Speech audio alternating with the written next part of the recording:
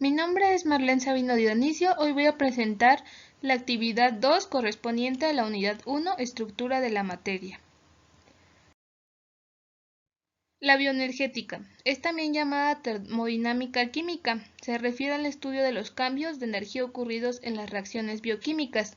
Describe la forma en la que los organismos adquieren y canalizan y utilizan la energía. Su enfoque de estudio es la forma en que los organismos adquieren y utilizan energía. Es decir, por ejemplo, en los humanos utilizamos el ATP. En las células, una célula viva es una estructura dinámica. Esta crece, se mueve, sintetiza macromoléculas complejas y traslada selectivamente sustancias dentro y fuera de la célula.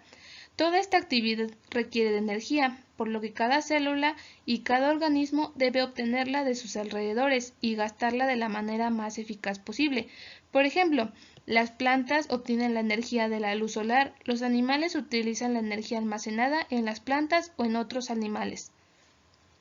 La bioenergía se mide perfectamente y, como toda energía, cumple el principio de conservación. Forma parte del estudio de la termodinámica, ya que se estudian las transformaciones energéticas. Dentro de este estudio se hará gran uso del término sistema, y es una parte del universo que elegimos para un estudio, ya sea una célula, una caja de Petri o el universo completo. También hace uso de dos leyes de la termodinámica. La primera ley de la termodinámica, la cual nos dice que la energía puede obtenerse y gastarse de distintas formas, pero al menos en los procesos químicos no puede crearse ni destruirse. Es decir, que en esta implica que dentro del sistema total la energía no se pierde ni se gana durante cambio alguno. Sin embargo, sí se puede transferir de una porción del sistema a otra o transformarse en otra forma de energía. La segunda ley de la termodinámica nos dice que en la bioenergía es importante conocer si un proceso es reversible, favorable o no, esto es decir, si son reversibles o irreversibles. A través de esta ley podemos entender el concepto de entropía. La entropía es el grado de desorden o aleatoriedad de un sistema.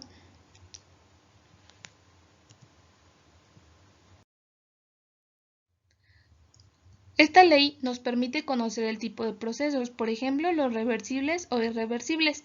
Todos los sistemas biológicos son sistemas abiertos, ya que intercambian energía y materia en el entorno. Para los sistemas biológicos necesitamos una función de estado que incluya tanto la energía como la entropía. Para esto necesitamos de lo que se conoce como energía de Gibbs. Este tipo de energía combina un término de entalpía. La entalpía se refiere al calor, que mide el cambio de energía a presión constante, y un término de entropía, que tiene en cuenta la importancia de aleatorización. A la energía de Gibbs también se le conoce como energía libre, y el cambio de energía libre se representa con la letra G. Es una medida del máximo trabajo útil que puede obtenerse de cualquier reacción. Por ejemplo, tenemos como trabajo útil el trabajo de la contracción muscular, el del transporte de iones y moléculas, transmisión de señales, crecimiento de tejidos, etc. Las principales aplicaciones de la bioenergética es que nos permiten, por ejemplo, contabilizar el ATP, permiten hacer análisis cuantitativos de la forma en que los organismos adquieren y utilizan la energía, por ejemplo, en el metabolismo. La bioenergética es usada para conocer qué ocurre dentro del organismo para producir energía. También nos permite conocer los sistemas reversibles y irreversibles, que en el cuerpo serían como procesos endergónicos y exergónicos, a través, por ejemplo, de los procesos bioquímicos que se realizan, como el catabolismo,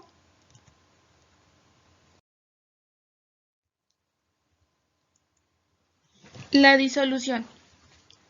Esta se puede definir como un tipo de mezcla formado por dos o más componentes que no reaccionan químicamente entre sí y que pueden modificar sus propiedades químicas. Como podemos ver en la imagen, una disolución se crea a través de el soluto y un disolvente. De una manera más sencilla, podemos decir que una disolución es una mezcla homogénea, la cual está formada por un disolvente y uno o varios solutos. Sus características, su clasificación la podemos tener de la siguiente manera. Por su estado de agregación, podemos tener sólidos, líquidos o gaseosos, y por su concentración.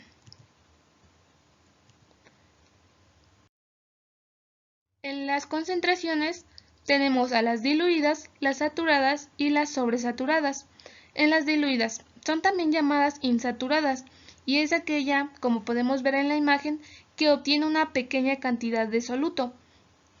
En las saturadas contiene la máxima cantidad de soluto, es decir, que está a punto de ser una sobresaturada. Existe un equilibrio entre soluto y solvente, y en las sobresaturadas contienen más soluto que el que puede haber en una solución saturada. Por ejemplo, si tenemos un vaso con agua y disolvemos azúcar en él, si ponemos más azúcar del que debemos, el azúcar no terminará de disolverse y se quedará hasta el fondo cierta cantidad de azúcar. Ahí tendríamos lo que se conoce como una solución sobresaturada. La solubilidad es la capacidad que posee una determinada sustancia para disolverse en otra.